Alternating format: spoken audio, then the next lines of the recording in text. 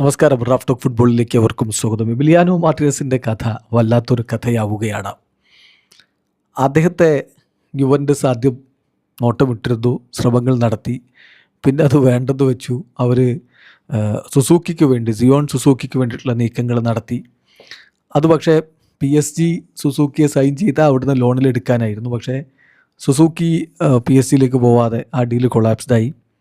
അപ്പോൾ ഈ സമയത്ത് വീണ്ടും കഴിഞ്ഞ ദിവസങ്ങളിൽ എമി മാർട്ടിനസിനായിട്ട് നീക്കം നടത്തിയിരുന്നു യുവൻ്റസ്. അപ്പം എമിയുടെ ആഗ്രഹം നടക്കും എന്നാണ് എല്ലാവരും കരുതിയിരുന്നത്. എമിക്ക് കുറച്ചായിട്ട് കഴിഞ്ഞ സീസണിന് മുമ്പ് തന്നെ ആസ്റ്റൺ വില്ല വിടാൻ ആഗ്രഹിച്ച് ആസ്റ്റൺ വില്ല ആരാധകരോടൊക്കെ വിട പറഞ്ഞതൊക്കെയാണ്. പക്ഷെ പിന്നെ വീണ്ടും അവിടെ തന്നെ തുടരേണ്ടി വരികയായിരുന്നല്ലോ. ഇപ്പോൾ യുവൻ്റസിൻ്റെ രണ്ടാം ശ്രമം വന്നപ്പോൾ അദ്ദേഹം ഒന്ന് പ്രതീക്ഷയാണ്. പക്ഷേ ഇപ്പോൾ വേണ്ടാന്ന് പറഞ്ഞിരിക്കുന്നു. വേണ്ട. കാരണം എന്താ അറിയോ? ആസ്റ്റൺ വില്ല പറഞ്ഞ തുക 15 മില്യൺ യൂറോയാണ്. അതിനുള്ള മുതലൊന്നും എമിയില്ല എന്ന നിലപാടിലാണ് യുവൻ്റസ്. വളരെ കൂടുതലാണ് ഈ തുക. ഒരു 5-6 മില്യൺ മാക്സിമം തരാം ഇതാണ് പറയുന്നത്.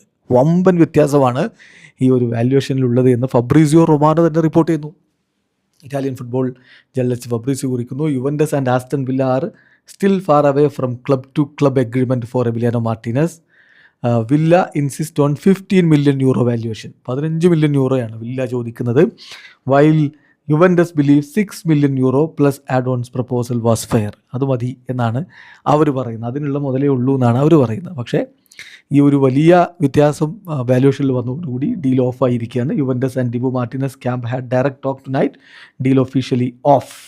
Difference on price asked by Aston Villa was consider too high. Juventus are proceeding on Vicario deal. അവർ വിക്കാരിയോയെ ഗോൾ കീപ്പറായിട്ട് എത്തിക്കാൻ വേണ്ടിയിട്ടുള്ള നീക്കങ്ങളിലേക്ക് പോയിരിക്കുകയാണ്.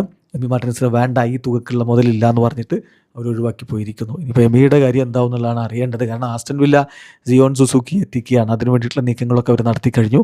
അങ്ങനെ വന്നാൽ ഫസ്റ്റ് ഗോൾ കീപ്പറായിട്ട് സുസൂക്കി വരുമോ എന്നുള്ളതാണ് ചോദ്യം. ഇവിടെ ഒരു വിഷയം കൂടി ഉണ്ടായിട്ടുണ്ട് യുവൻ്റസിൻ്റെ കാര്യത്തിൽ. ഈ ഒരു തുക മാത്രമല്ല പ്രശ്നം, അദ്ദേഹത്തിൻ്റെ കൈവിരലിൻ്റെ പരിക്കും മറ്റു വിഷയങ്ങളും അവരെ ചെറിയ രൂപത്തിൽ ആശങ്കപ്പെടുത്തി. അതുകൊണ്ടാണ് അവർ ഡീലിൽ പ്രൊസീഡ് ചെയ്യാതെ പോയത്. ഈ മൂല്യം ഓവറാണ് എന്ന് തീരുമാനിച്ചത് എന്നുകൂടി ഇപ്പോൾ റിപ്പോർട്ട് വരുന്നു. വീഡിയോ അവസാനിക്കുന്നു. ഫുട്ബോൾ ലോകത്തെ കൂടുതൽ വിശേഷങ്ങളുമായി റാഫ് ടോക്സിൽ എത്താം.